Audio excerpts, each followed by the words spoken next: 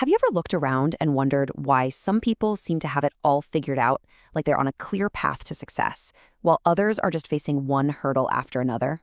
It's one of the biggest questions we have about how society works. So today, we're going to dig into the hidden framework behind it all, social stratification, and what it actually means for you. We've all heard the story, right? If you just work hard enough, you can achieve anything. But at the same time, we see things that make us wonder if it's really that simple. So, what's the real deal here? Is success all about your own grit and determination, or are there invisible forces shaping our paths before we even get started? That's the question, isn't it? Is it all talent and drive, or is the deck stacked from the get-go? But, talking about it in these big, abstract terms can only get us so far. So let's make this real with a quick story. Okay, so meet Michael and Lisa. They have the same parents, same house, same upbringing. You'd think their lives would look kind of similar, right? Well, Michael's life pretty much mirrored his parents. But Lisa, she moved away, forged a whole new path, and ended up climbing to a higher social standing. So what gives? What explains that difference?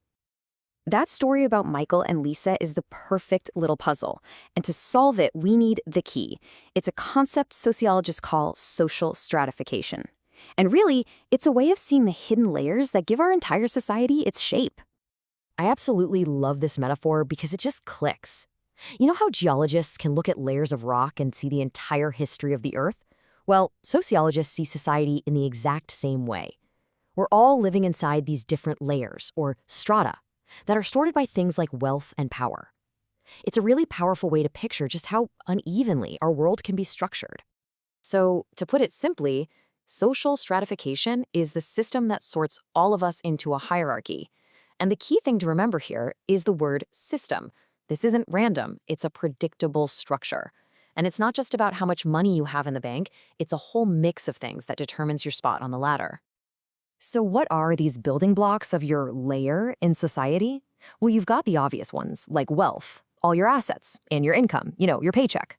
But the system goes a lot deeper than that.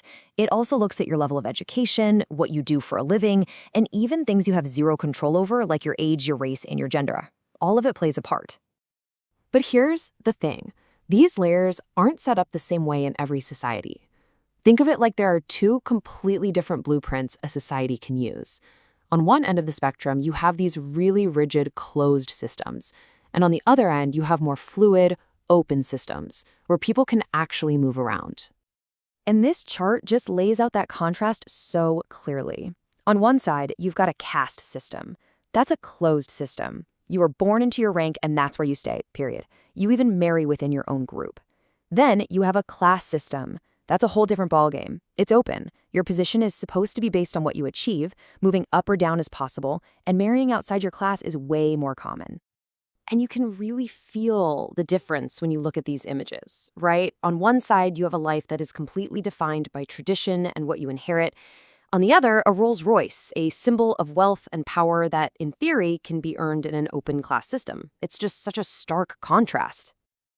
And this brings us to a super important idea, especially for these open systems: meritocracy. It's the ideal that your personal merit, your talent, your hard work, is what should determine where you stand in society. Now, let's be real, no society is a perfect meritocracy, but that core belief is the engine that drives the whole promise of success in a class system. Okay, so if these class systems are open, what does that movement actually look like? How does it really work? Can you really change your spot on that social ladder? Let's take a closer look. Well, that movement has a name, and it's called social mobility. It's basically the measure of your ability to climb up, or, fall down, the rungs of that social ladder. It's what gives a class structure its energy, its sense of hope, but also its sense of risk. And this mobility isn't all the same. It actually comes in a few different flavors. We all get upward mobility, that's climbing higher, and we get downward mobility, which can happen after, say, a job loss. But then there's this third kind, which is so fascinating: structural mobility. This is when the entire ladder itself moves. Think about an economic boom or a tech revolution that lifts a whole group of people all at once. We love these stories, don't we? The classic rags to riches tale. Just think of Stephen King working as a janitor before he became, Stephen King. Or Oprah Winfrey, who grew up in deep poverty and became one of the most powerful people on the planet. These stories are just such incredible examples of upward mobility in action. Okay, so we've got the layers of society, and we've got the possibility of moving between them. So with all of that in our back pocket, let's pull all these threads together and go right back to where we started. Which brings us back to the million-dollar question. At the end of the day, what really matters more? The individual choices that you and I make every single day, or the social position we were born into? And here's the thing. The most important takeaway from all of this is that it is not an either-or question. It's not a trick.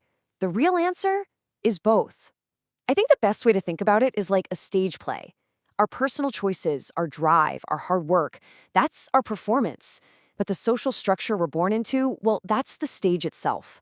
You can give the performance of a lifetime, but you're still working with the script and the props you've been handed.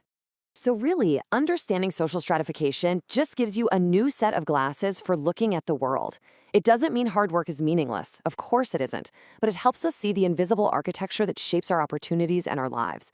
So the question I'll leave you with is this. Now that you can see these layers, what do you see differently?